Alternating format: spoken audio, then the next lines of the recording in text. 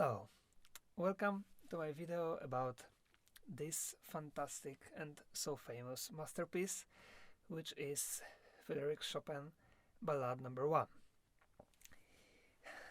Today I have a big challenge because I would like to try to describe this piece, of course, the way I see it and I feel it and what I see inside this music, and trying to make it a little bit more, a little bit closer to all of you.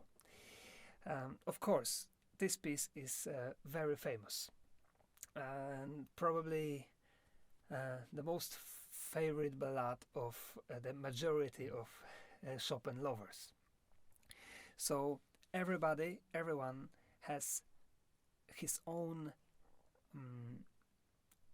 taste when it comes to the interpretation of this piece, and many people have their own feelings, their own imagination, and so on. But my idea today is just to go deeply into the score and just to try to describe the piece and what I see inside from my perspective as a concert pianist, and also from the what is written by Chopin inside, that maybe not every music lover can catch immediately. But at the same time, I will try not to use too many very complicated musical terms because I want all of you to understand what I'm talking about, not only musicians, but everybody. Why ballad? Why Chopin decided to write ballads? Well, this is not a musical genre. The ballad is the genre taken from literature, of course, and we know it. Byron, Goethe, and also Polish great Mickiewicz, and many other poets, they wrote ballads.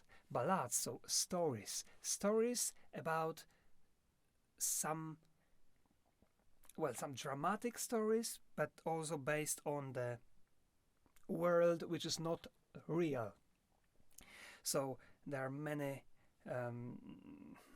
persons in every ballad that are not that don't exist in the real life, of course, and sometimes we feel very scared. It's always some plot which brings us to some climax, to some drama, and that's literature. So what does it mean to us? What does it mean that composers decided to write ballads? This is very interesting, and when we think about it deeply, it's very beautiful. Because first of all, it shows us that for Chopin and all the other composers who wrote ballads, and music is like a language. So they can also compose ballads using the notes, using the music. And I think this is a very important approach when we listen or when we play these masterpieces. So to play it or to listen to it like it's a story about something. The ballad number 1 was composed around 1833, when Chopin was 23 years old, but it was published in 1836, so 3 years later. And probably Chopin made some changes and was polishing the piece before he decided to finally publish it. He was this kind of composer. He was a perfectionist. He was never satisfied fully with what he wrote, and but we can suspect, and we are sure actually, that with this piece Chopin was extremely satisfied. We know it from the words of Robert Schumann, who, when he got this ballad and he was so enthusiastic about it, he was talking to Chopin, who visited him, and he said that he loves this ballad so much and he thinks it's one of his greatest, probably the greatest masterpiece, the closest to his genius, as said Robert Schumann. And Robert Schumann wrote that Chopin smiled when he heard it, and then he said, Yes, I'm glad you like it, because also for me, it's a very good work, the dearest work to my heart, the closest work to my heart. And when we hear that, we immediately think, oh, so that was probably the most favorite Chopin's ballade for Chopin. Well, we cannot say that, because when Chopin said that, of course, he didn't know his other ballades, number 2, 3, and 4. So we don't know if he really thought that this piece is the best. But what we can actually suspect is that he was quite proud of the piece, and it was the piece which could be his favorite up to Opus 23. That's definitely. Okay, now let's start to analyze the ballade. Everything starts from the introduction. And the introduction is a very special. It's always good to focus on how the piece starts, because it's what kind of inspiration the composer got, and also what he wants to express, how he wants us to feel when he opens the piece of art. So here we have something strange, because we have the only one note and no chord, no harmony. So all the way through the introduction, for the first 1, 2, 3, 4, 5 bars, we will have no chord. We only have the melody played in both hands, but in octaves, so it's one melody, just one line, without any chord. What does it mean? It means we are lost. We don't really know in which key we are. We are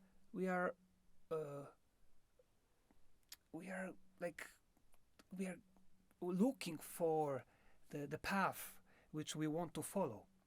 And I think it's very interesting that there is one piece of Mozart which I love very much, and when I start the piece of Mozart, I always think about Ballade number 1, because if I play it for you, if you know it, of course you know what I'm talking about. But if you don't know it, you probably will think that I start the Ballade number 1 by Chopin. Just listen the beginning.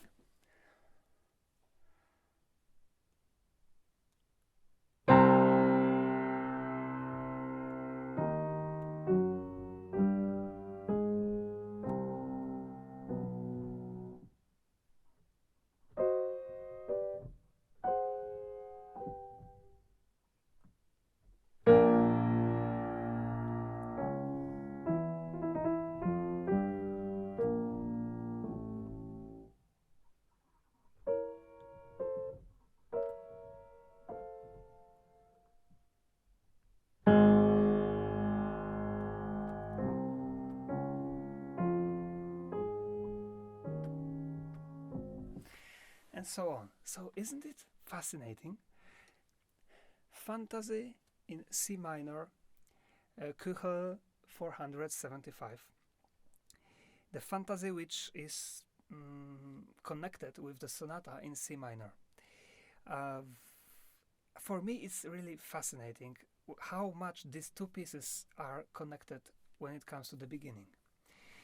We don't know. We don't know if Chopin knew this piece. We can suspect that probably yes, but because he loved Mozart, he considered Mozart as his hero. But did he really? Did he make a copy of the beginning of the fantasy, creating this ballad, or did he get that inspiration from Mozart and from the opening of the fantasy? We don't know that. But if yes, then it's very, very beautiful that one piece can inspire so much and to create another masterpiece. And if not, that's even more special and beautiful that two great geniuses can think about the same kind of opening of the piece of art. For me, it's really a very, very interesting mystery, I would say. Now let's analyze this the beginning.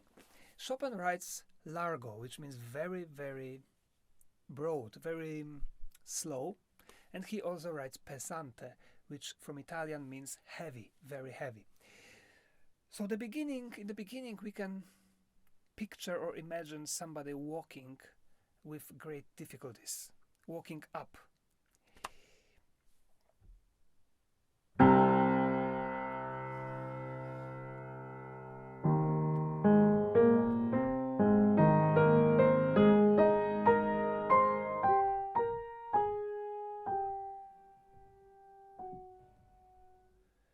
And then everything stops, and then we have the silence.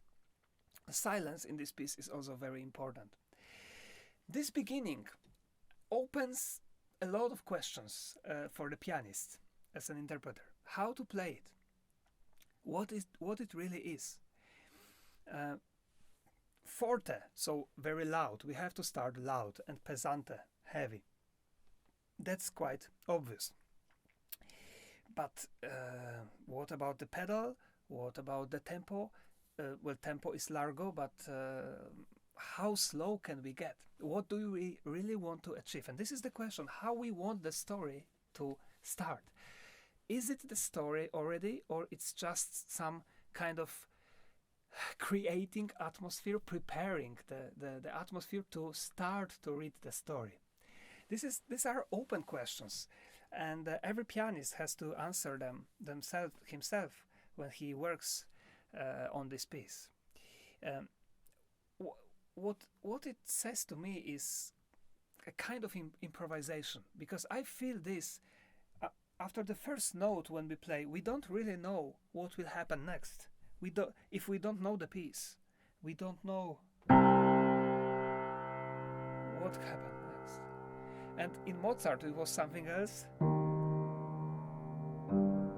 Here we have something else, but still it can be so many different ideas.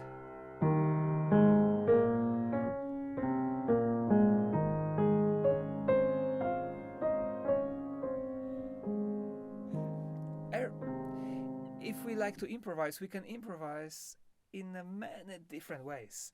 And this is, I think, the attitude that we should have here. Something unpredictable, something that we just sit on the piano and we play. We just play whatever we want.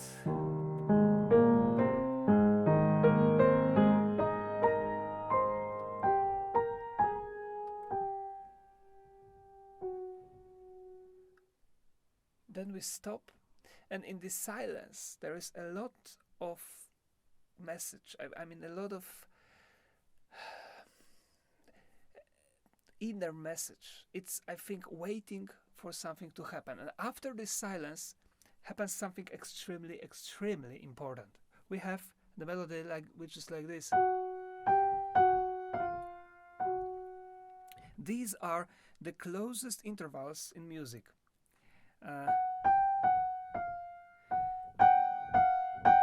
And they go up and down.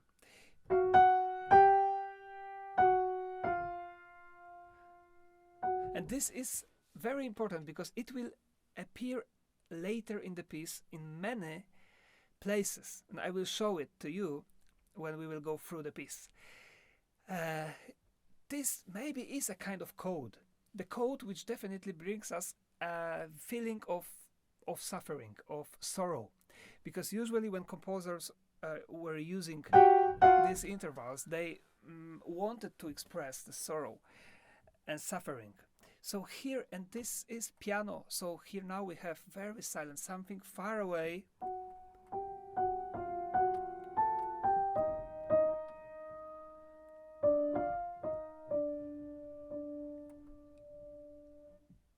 And again, long silence.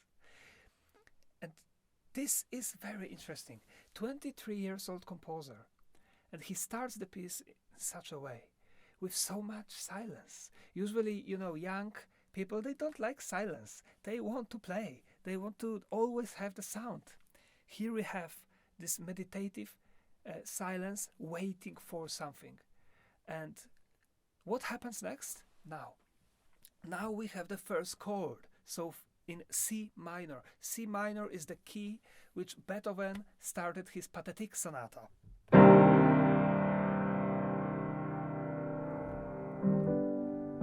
Beethoven wrote his Fifth Symphony in C minor.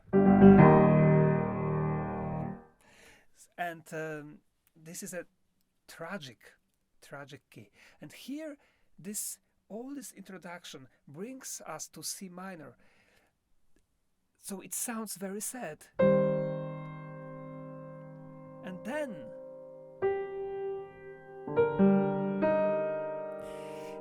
it opens and brings us some kind of really severe pain, the feeling of pain. What creates here the feeling of pain? There is only one note which really creates the feeling of pain. In the left hand. Exactly this note. And this is so painful also for our ears. Of course, we in the 21st century, we are kind of used to this because the music of all the 20th century especially, the composers were overusing this kind of intervals. But our ear doesn't like it. And Chopin knew that doesn't like it. It's very interesting because in the German edition, there is no this note. German editor decided that Chopin probably made a mistake and the note should be one semitone lower, so it doesn't sound so painful. Listen.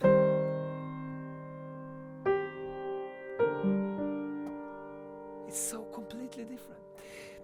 And this is definitely a mistake of the editor because Chopin wants to open the story with a lot of pain.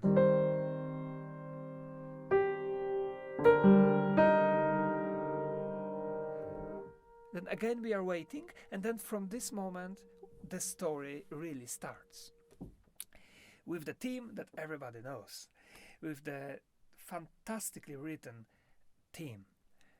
The theme is this is the theme number 1. We can call it the first theme of the ballade. And this theme will appear throughout the piece 3 times. And mind you that every time it appears, it sounds the same. It's not changing too much. It always will be the same kind of the same dynamic, the same tempo, and the same character, we could say. Of course, later it will change when it goes a bit further, but the idea and the root of the theme is always the same. This is important because we cannot say the same thing about the theme number 2, but I will talk about it a little later. So the first theme, it starts like we can consider it in a few ways. We can think about it in a few ways. First way is, for example, that we have the question and the answer. The question and then the answer. And again the question and the answer. And the question and the answer. But for me, it doesn't really work. I think it's the other way around. We start from the answer and then there is a question. So like we start from the statement, and after that is like a questioning the statement, like something like, really? Do you really mean it? Something like this. So let's just think about it this way, and I'm very curious what you think. We start from the statement, and then we have the question. And again, this is exactly the same statement, exactly the same. And then the answer, the question is different. Before it was, now it is.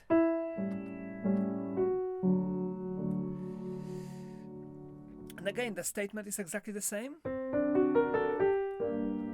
And the question is again different. And now the statement goes a little bit up, so it's a little different color. And then the question, like at the beginning, and again.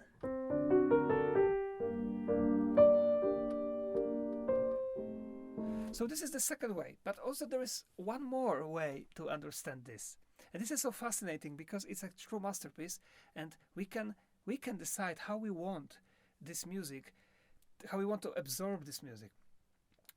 So now I show you the third way. The third way is like we consider the two short phrases as one, and we consider the first one as a kind of question.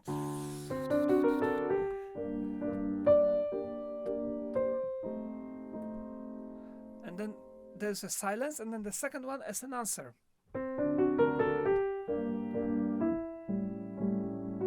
It also sounds quite okay. And then the question. And then the answer.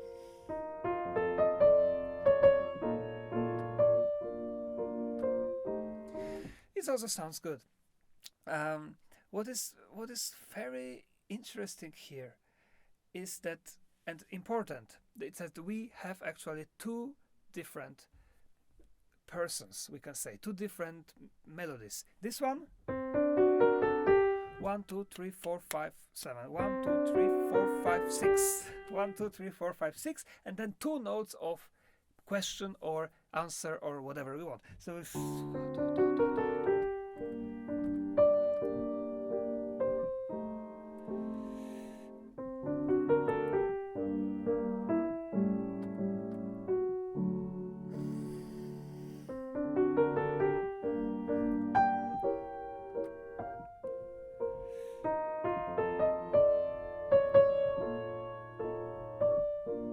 this is exactly what I showed you before, taken from the introduction. Okay, let's go on. We have this opening and some kind of later this theme opens a new world, musical world, because it changed the harmony to brighter. For a little bit we feel the sun shining. Because before this melody,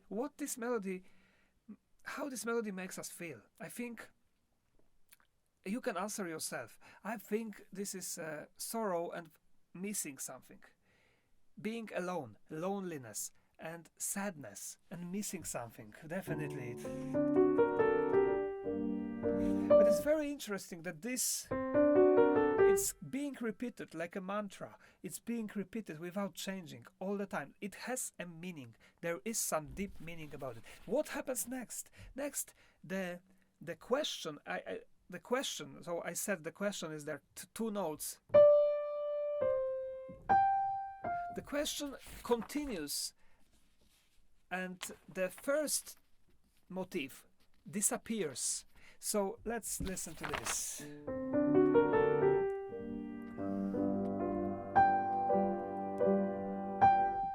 And now it continues the melody.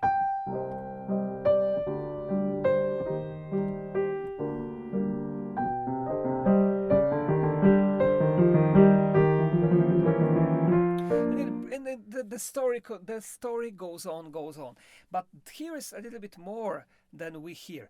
I mean, it depends on the interpretation, of course, but in the left hand Chopin also writes a melody. So there are two melodies that are kind of getting closer to each other, this one and this one. So again we have two different persons. Listen, if we want to listen to it, we should listen to the left hand more than to the right hand.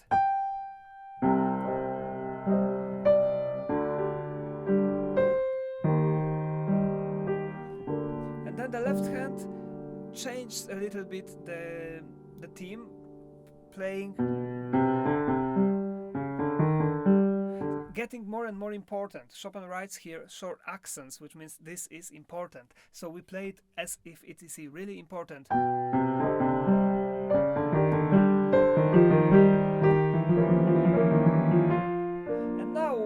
think that everything is better, getting better. Again, we have the extremely sad phrase repeated 2 times, when the second time is just hopeless. There is no hope in the second time. Listen.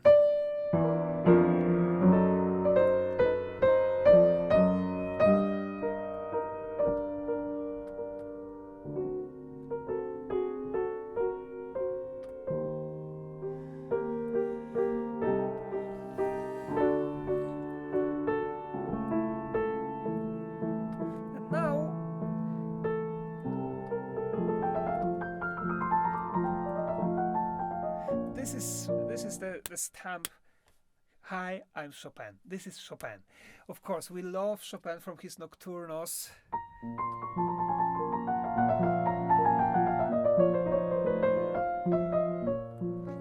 From his nocturnos, when he is improvising. Here, this is also a kind of improvisation. Some pianists are playing this moment extremely fast. Just as if they want to show off the technique, because suddenly we have something fast, so to show off the technique. I must tell you that I don't think it's good. I don't like it played that way, because first of all, I think it's not the time to show off the technique, but it's the time to show off the sense of this music, the inner message which is in this music, the beauty. So we have to bring out the beauty more than the technical exercise. And second of all, later in this piece, of course, there are moments when we can show off the technique. So why can't we wait for them? And here, just bring the beauty.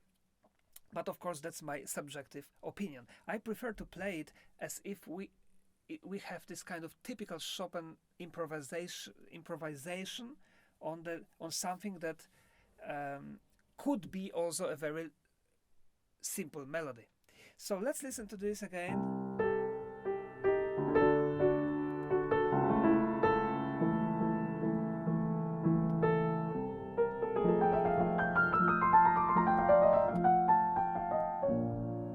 Yes, I think every single note should be we should hear every single note clearly, very light and very magic. It's extremely magic.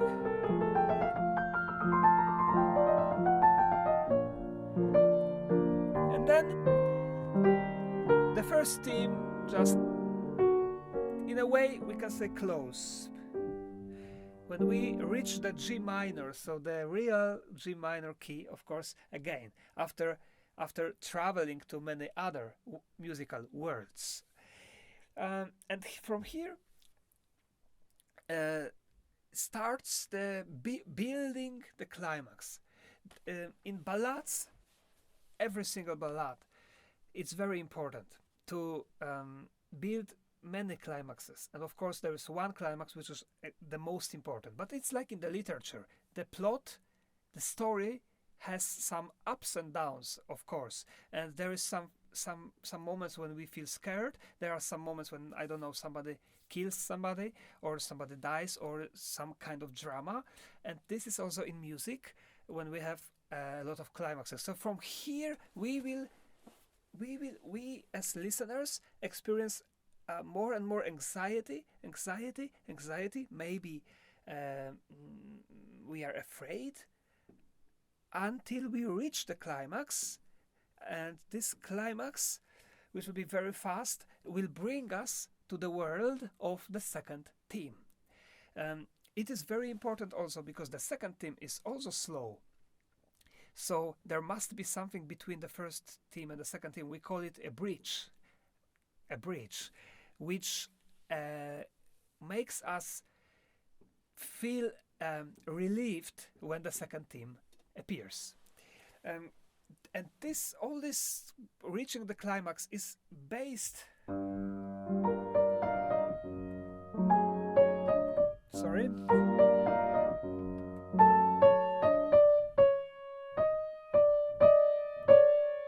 Again, it's based on what we've heard in the introduction and a little bit in the first theme.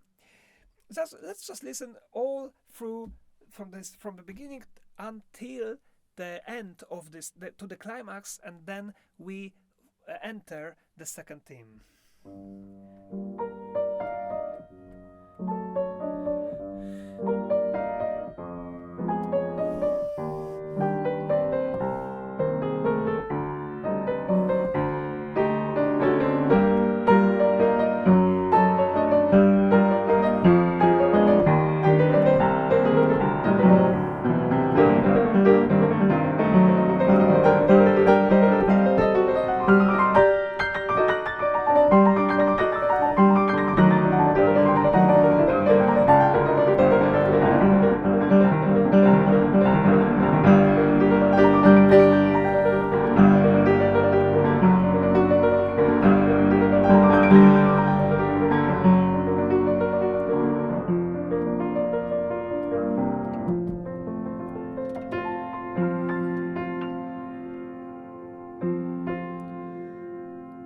Here everything stops, and then we have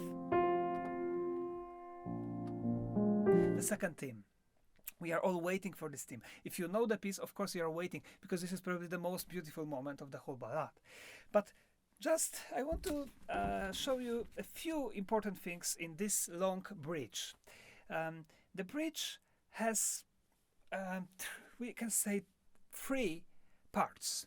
The first part is slow, and then it is a slow 4 bars phrase which is repeated again, a little bit different and faster and louder, and after this everything gets faster and faster and faster. That's how Chopin writes it here. So it's not really the interpretation of the pianist. We must play like this, because Chopin says here, play faster, play faster, play faster, play faster. So everything gets faster. We are, if you don't know, if we don't know the ballad, and somebody will play for us a little bit from the first theme, and then a little bit from this,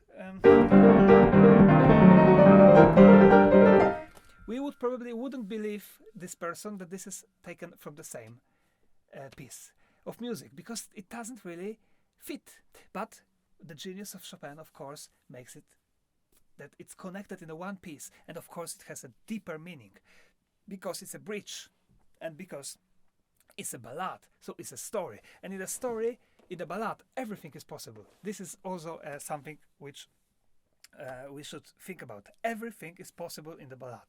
So this is the first phrase.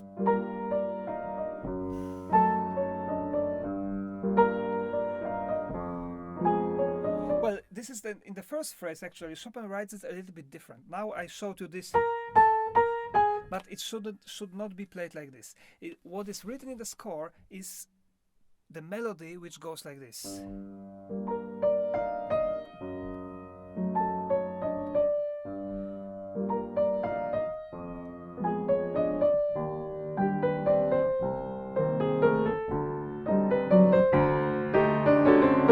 Second time, when the same phrase is repeated, the melody is in this upper notes, and this is how Chopin wrote in the score. So, and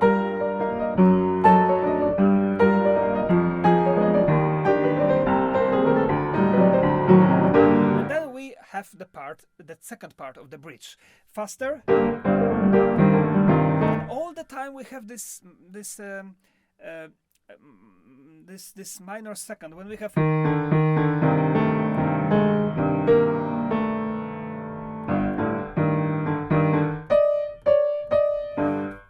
Taken from the introduction. So again, this is like a code in this ballad. Here we have the tension and release. Tension and release. And then again we have tension and release, and tension and release all the time. Tension and release, and tension and release, and tension and release, and tension. Tension and release, tension and release, tension and release. So it's like heart beating, right? Beating and then rest, and again and rest, and it's a very. Our heart starts to beat faster when we listen this moment. Listen again.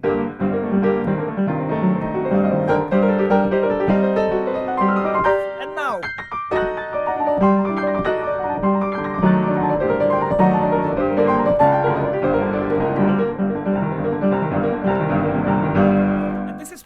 3 of the bridge when something very important comes. In the right hand, we have waves. We go up and we go down. We go up and we go down. So like waves. Left hand will have like a signals of 2, I don't know, horns, 2 horns, maybe.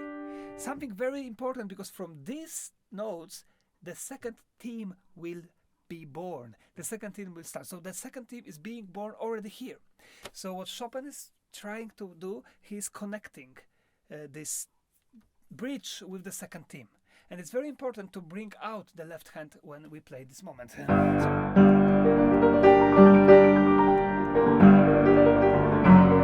And again.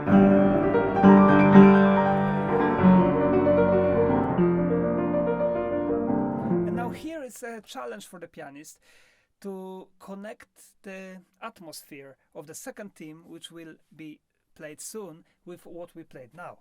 Chopin writes here calando and smorzando, which means you have to calm down and you have to make the music die. Smorzare, to die, smorzando.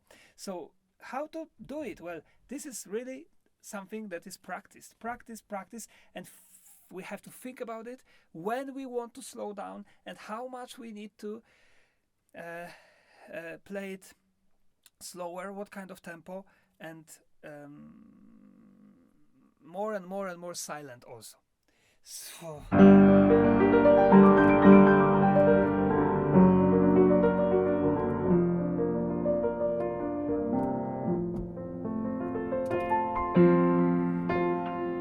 The left hand.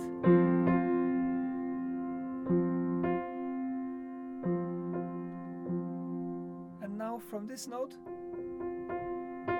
starts the theme.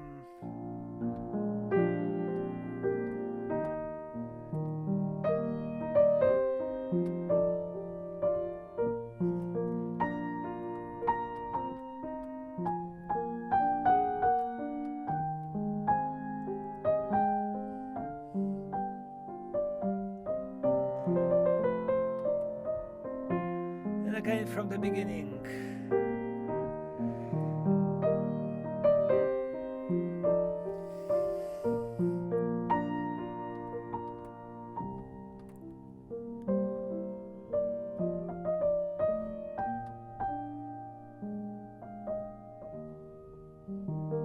This is the end of the theme number 2. Oh, what a beautiful theme is it. Oh, what a wonderful theme. For me, when I play it, I just want to celebrate it as much as possible. This is a theme about love. Somebody is in love. Definitely. We feel calm. We feel such a pleasure in our soul that we don't want this theme to finish. And this is the best of Chopin, the best of his soul. He brings us to another world. The second theme is also will appear in the ballade 3 times. But the difference between the first theme and the second theme is that the second theme, when it appears, every time it's different. The melody is the same, but the atmosphere, the character is very different. So it's like the same person here is in love, later feels something else, and the third time feels again something else. So this is exactly the story. This is the ballade. This is so genius, so fantastic. Let me play for you this second theme 3 times when it appears in throughout the piece. So and let's analyze it. The first time in the left hand we have very slow accompaniment, almost as if like we play on the guitar and we just play strings. And this is the background, and on this background we have this fantastic melody. And believe me or not, also in this melody we will have the chord, we will have these intervals taken from the introduction.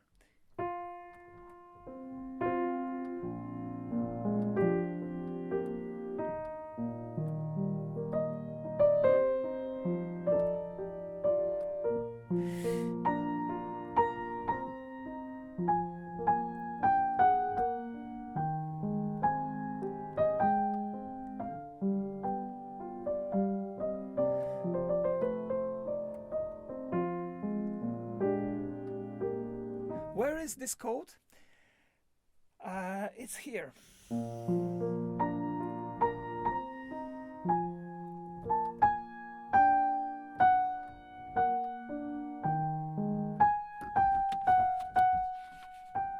In the introduction we had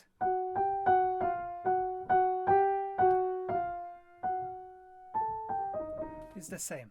So okay, so this is the second theme for the first time. The second theme for the second time later is completely different, but the melody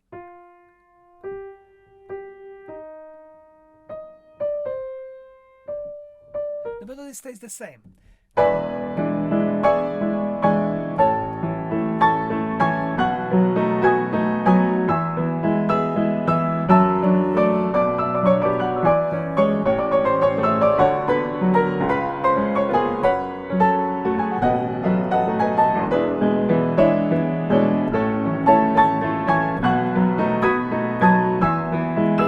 And so on.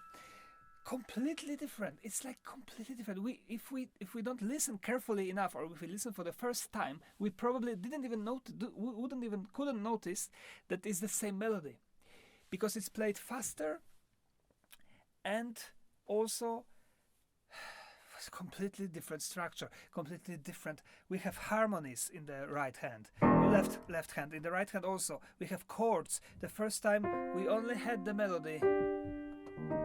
Here we have left hand with the chords, so it's very grandiose. It's very big, very powerful.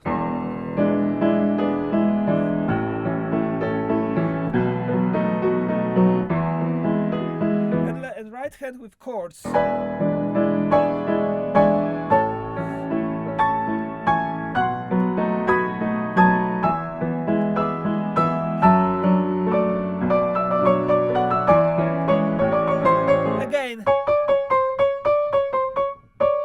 Again, the same chord. It's always.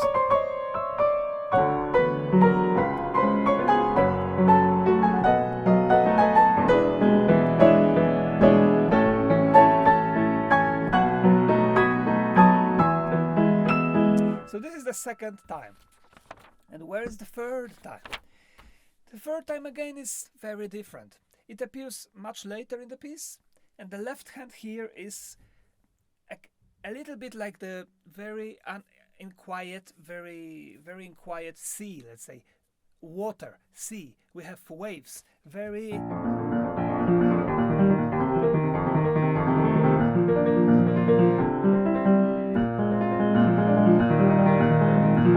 So something is very fast. It was not that fast here.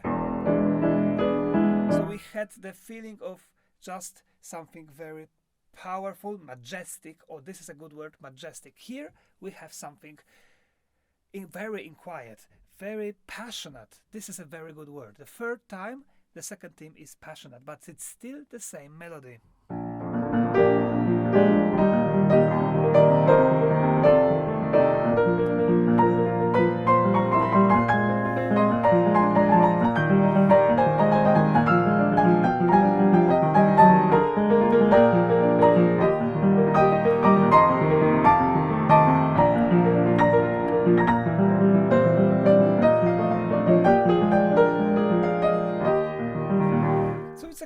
Every time is a variation, but what is very strange in this ballad is that the second theme is every time variated, every time different, very different.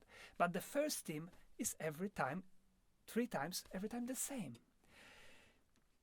When I think about it, I came to the conclusion that maybe it's a bit funny, but it's also interesting that it's somehow like there are 2 persons, and the first theme is one person which is sad and missing somebody or something, and very sad. And the second theme is trying to cheer up the first theme, is trying to change the first theme, so that, come on, don't be so sad, or I love you so much, what can I do to make you feel better? And the first time, the second theme tries with love, full of love and understanding.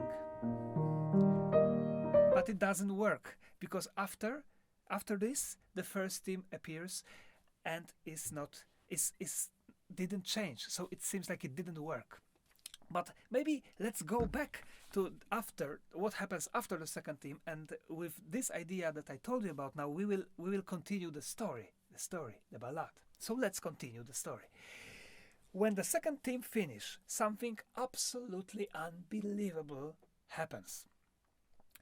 We have the feeling that second theme didn't actually finish, because it seems like it's still the same. Just listen, I play for you the end of the second theme and then the continuation.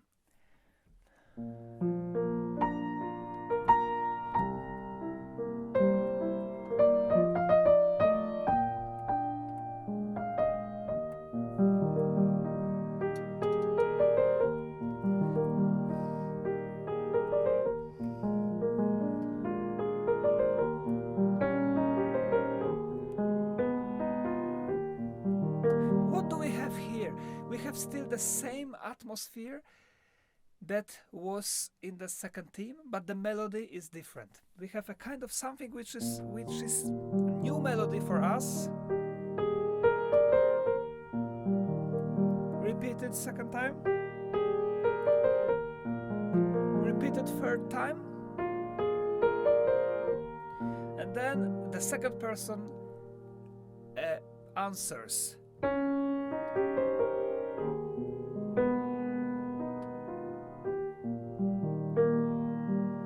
Just 3 notes. It's a little bit like a love scene, when one person says, I love you so much, and the second later answers, I love you too. And this is a very touching moment. Here, but why it's so genius and so special? This is because the melody here, if you are a careful listener, you know that this is already based on the first theme. That was the first theme. So 1, 2, 3, 4, 5, 6. And this is 1, 2, 3, 4, 5, 6. Of course, a little different melody, but of course it's the same theme. So now it's like the first theme is coming, but in the atmosphere of the second theme. They are united, they are together.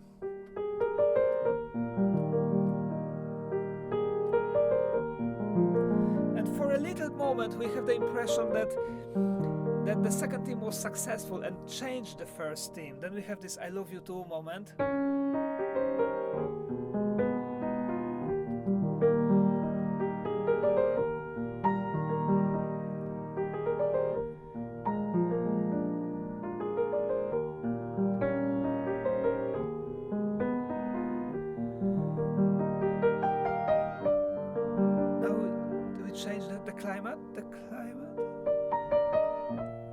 Change again the mood.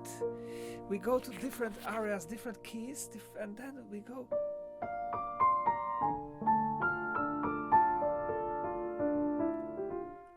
And then, unfortunately, it was only a dream.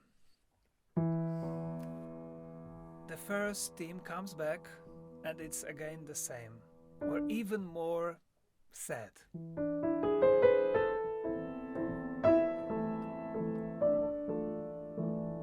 So it didn't happen. Didn't change. It didn't help. And now the first theme is the same, but it doesn't have the continuation like we had it at the beginning. But instead, we will hear some very dramatic screams.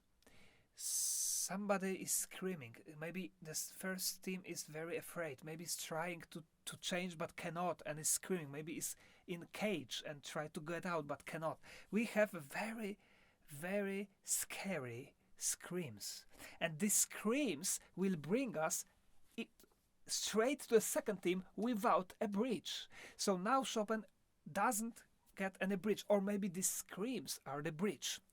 So just listen to the screams and then listen through to the second theme, which is very different. tries again, right, to change the first theme.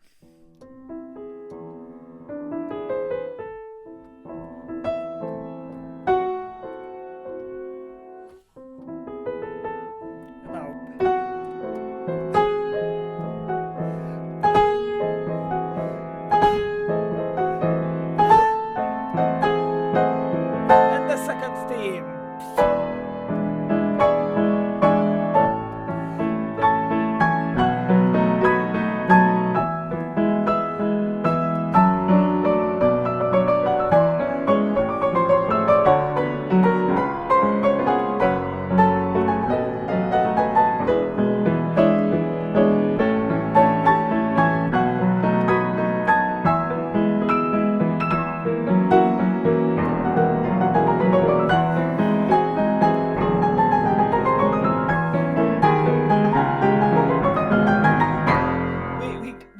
We reach the huge climax, and then we come to the middle part of the ballad. We can call this part like part B, where we have something very different. We don't hear first theme, second theme, nothing. We just hear something completely different, a new music. Everything goes faster. After everything what happened, we are maybe trying to escape from something. It's a fantastic way to how Chopin reached the climax using the second theme. But okay, let's continue. What happens next? Next happens the most probably, maybe, except the coda, except the end, is the most challenging technically moment for every pianist. All these 2 pages here are really pain. Are really quite demanding. Pianistically, it's fantastically written. We have the feeling of anxiety and running.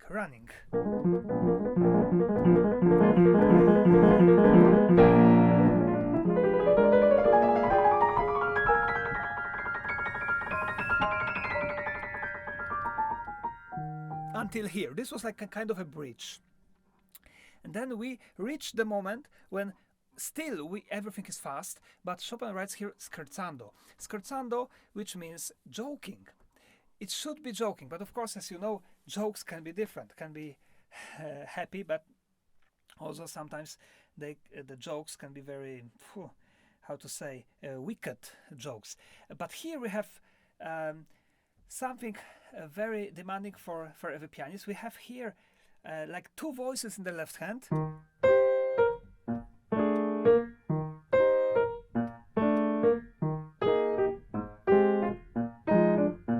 And the left hand, so left hand is playing one person, again, the next person.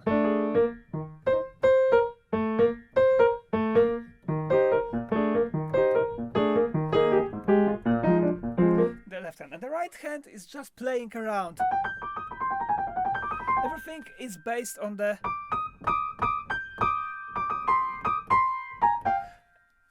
introduction, on the code which is in this ballad. So also left hand. Everything is based on this code. Let's listen through, and this scherzando will bring us to the huge climax. Again, the next climax in this ballad. This ballad doesn't have only one climax, there are many. And this climax, we reach the top, and then everything will, like an avalanche, will go down, and then we will have the second theme for the 3rd time. So this time, mind you, it's very interesting. There will be no first theme before the second theme. So they changed. The second theme will appear as the first one. Let's listen to this from here.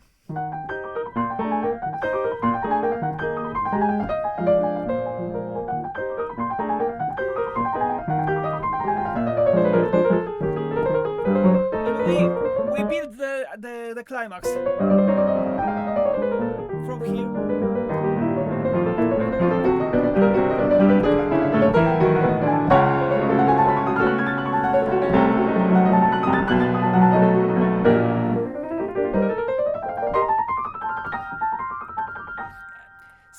this is like a mixture of joking and the drama, joking and the drama. But here we reach the climax, and then like an avalanche, we go down to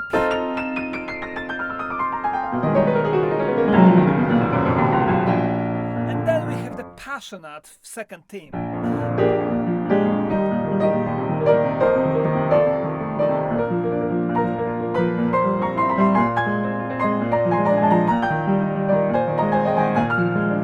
This moment is so beautiful. This is the first time when the second theme is not screaming, but trying to passionately say something, sing something. And again, listen, what is this? This is again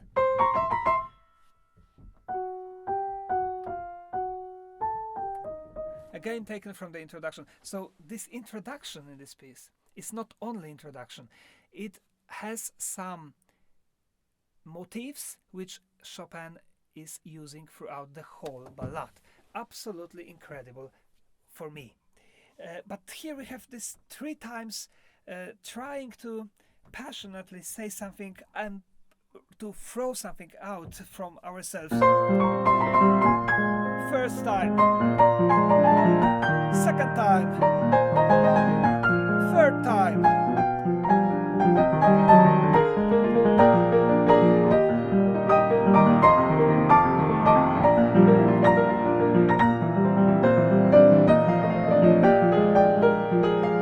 And the end of the second theme is exactly the same melody that happened before in the second theme, exactly the same, but twice as fast and different. So that's why different, but the same melody. And then what happens next? We already had it. Do you remember when I told you about what happens after the first appearance of second theme? When it finished, we had this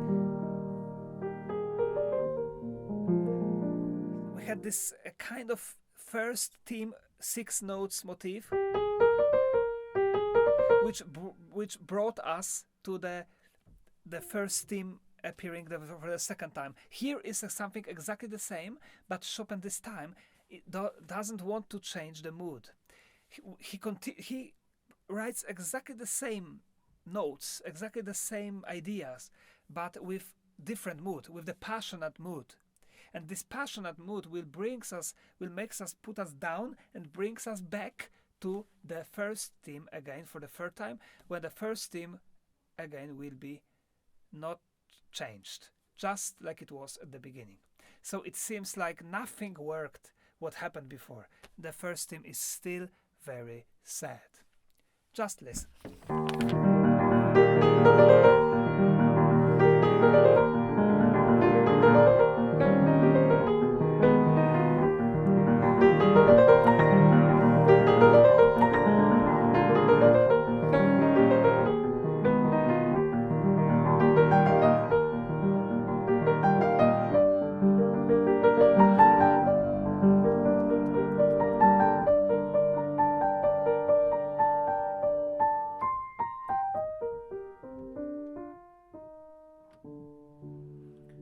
The first theme. And what will happen here?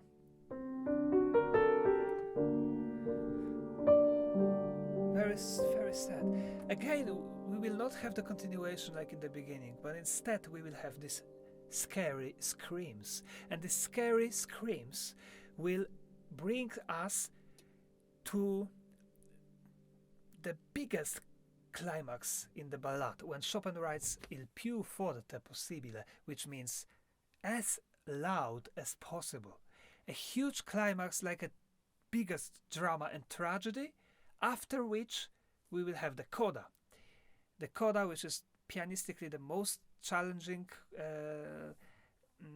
music and the most dramatic, definitely, because all the ballad is just finished with such a drama that we are left speechless, if I can say so. But let's now play from the reappearance of the first theme until the beginning of the Coda.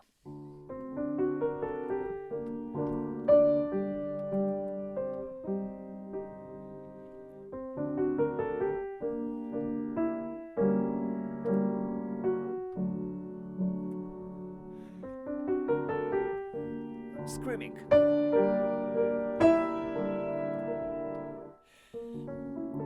And then reaching the climax with screaming.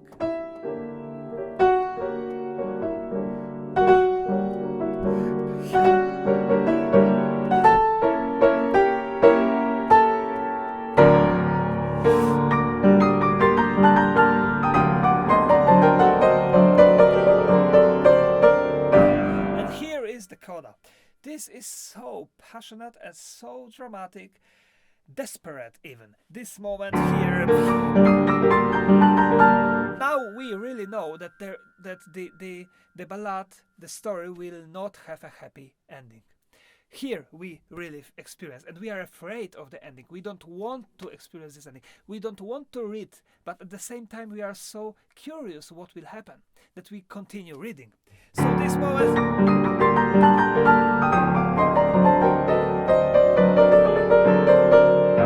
And the coda is, I think, the image of fighting, of fight.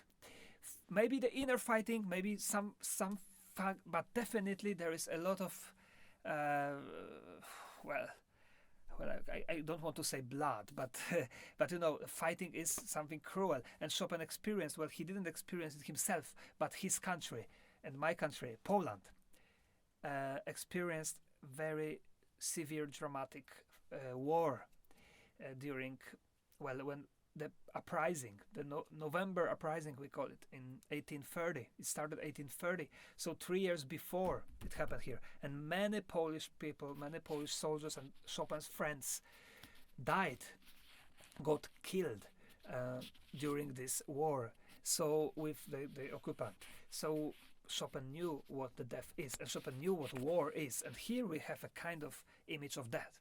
But in the ballad, so everybody is just fighting. Maybe because of that, somebody said, and it generally it says it. We can read in many books that ballad number 1 is based on Mickiewicz ballad Konrad Wallenrod, but we have no proof whatsoever that this is true, and I think it's not. I think that Chopin ballads, generally speaking, are not based on Mickiewicz ballad. They are inspired by Mickiewicz ballad, but not based on them. Chopin is not describing the Mickiewicz ballad with his music. He's creating a completely different story. But the inspiration is Mickiewicz, and also not only, but also Goethe, Byron, and other poets. Chopin never said to anybody that he wanted to picture with music. He wanted to describe Mickiewicz's ballad by music. Chopin refused to connect his music to any images, so we will not do it as well. Let's analyze this coda before we finish this movie. The coda has, we can say, 4 parts, of even maybe not 4 years, let's say 4 parts. The first part starts very dramatically. We have a lot of sound and a lot of, again, this intervals, the smallest intervals taken from the introduction, which makes us brings us the feeling, creates the feelings of drama and pain. If I play it slower, this is the note. It should not be here. The note should. If I play like this, then we have the very, very light music. Then nothing happens. But if we play it like Chopin wrote, I don't know if you hear it.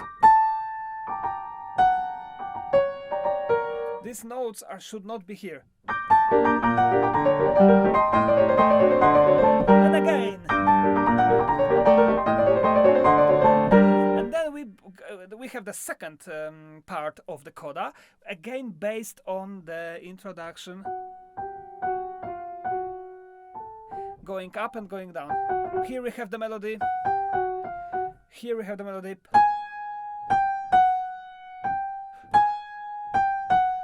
So again, drama.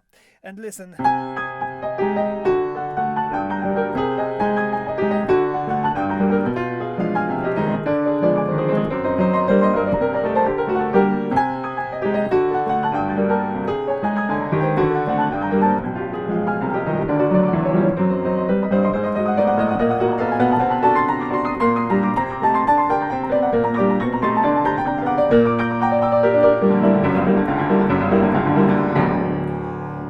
Even more and more and more and more drama, fighting, drama. And then this note opens part 3 of the coda, when we have the long scale through all the keys up to the end of Chopin's keyboard, because this note, we will reach this note, and this note was the top note in Chopin's piano.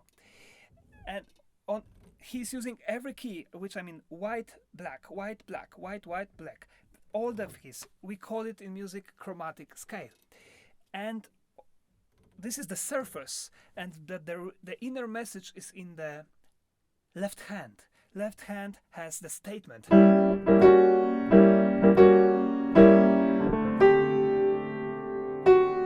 And this is what we should really listen to when we listen to this moment.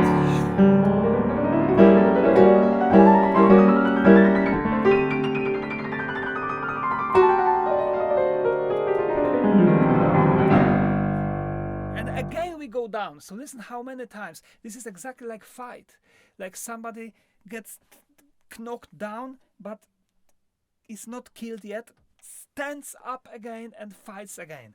Many times in this piece we have like this. So again for this.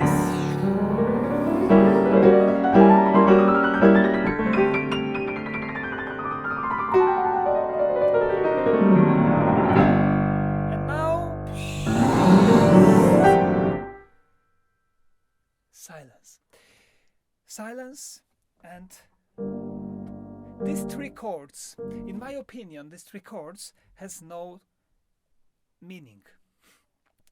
This is only the way in which Chopin wants to prolongate the silence.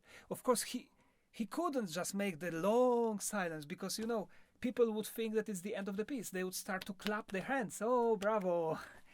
It happened to me 2 times, I think, when I played this ballade, by the way, that somebody thought it's the end. After this dramatic scale up, we are so devastated. And Chopin wants us to, how to say, not calm down, but we need time to absorb what happened before. So, and then we have the last part of the coda. So, what happens here? Do you know what is this? 1, 2, 3, 4, 5, 6. Maybe you knew. Maybe it's nothing new for you. But I just want to explain. This is the first theme. So in the very end of the ballade, the first theme finally changed. For, well, very dramatic. Isn't it wonderful? It's like typical ballad, no? But it's brutally disrupted by the scale again. And again the silence, prolongated. And then again the first theme. Sorry. And then the end, very dramatic, with very unusual ending. When 2 hands are getting closer, and then together going down without any hope. So everything ends. Well, everybody dies. Everybody dies, we can say. Well, everything ends very, very dramatic.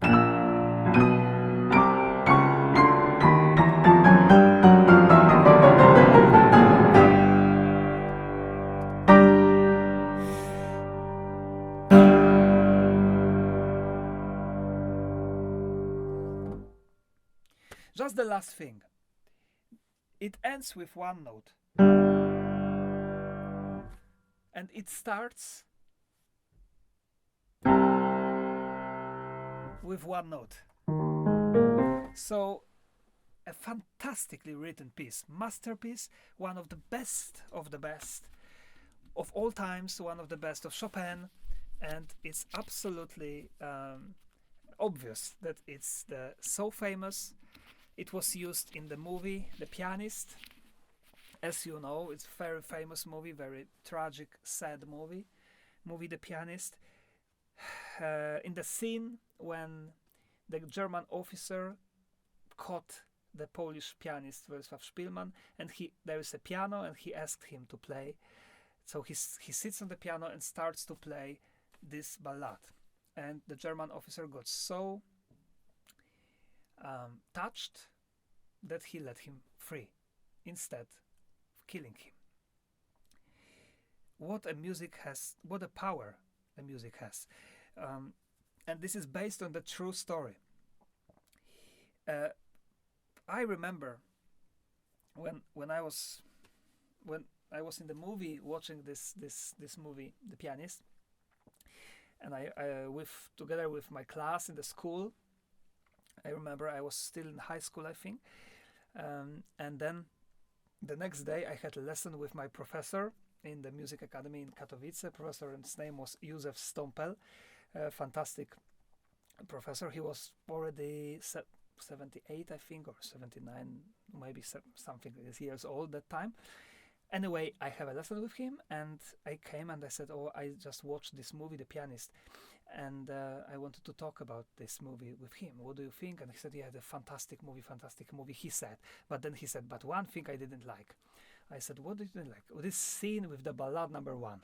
I asked, "Why you didn't like the scene?" He said, "Well, because it's so unrealistic, it's so stupid, it's impossible." He got so angry. He was very, very, how to say, passionate man. So he got so angry, said it's impossible that the pianist during the war, he couldn't practice for a few years, and then he sits on the piano and plays ballad number 1, such a difficult piece, without any mistake, everything perfect. Impossible, fake, absolutely not. He was so, well, I agree with him, it's impossible. Yeah, I think it's impossible. But to tell you at the end, the real story was a little different, because in the real story, the Władysław Szpilman didn't play ballad number 1. He played Lento con gran espressione. He played Nocturno in C sharp minor, Opus Posthumous, this one.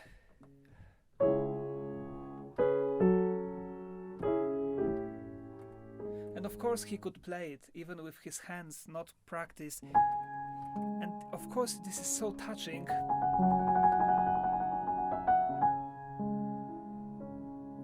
That this music really can make even Nazi officer's heart, well, maybe not broke, but definitely touch Nazi officer's heart. Very, very special story. Thank you very much for watching, and I hope you enjoyed the video, and please share if you liked it. And I hope to see you again in my other lectures. Bye bye.